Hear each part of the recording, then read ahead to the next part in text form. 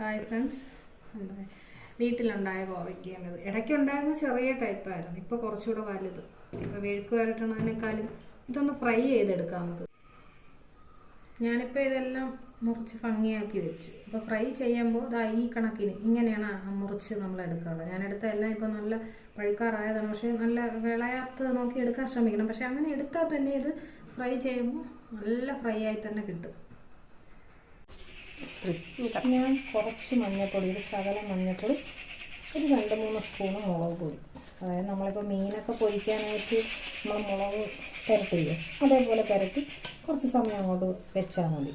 അതിന് ശേഷം നമുക്ക് പാനിലേക്ക് എണ്ണ ഒഴിച്ചിട്ട് ഇത് ഇട്ട് കൊടുക്കാം.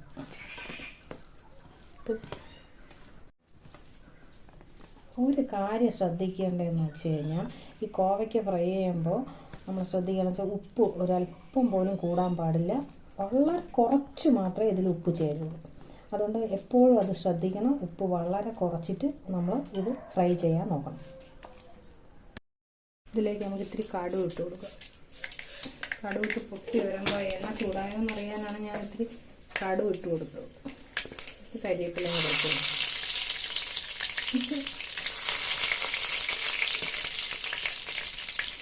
ഈ എടുത്ത് വെച്ചിരുന്ന കോവയ്ക്ക നമുക്ക് കുറേശ്ശെയായിട്ട് ഇട്ട് കൊടുക്കാം.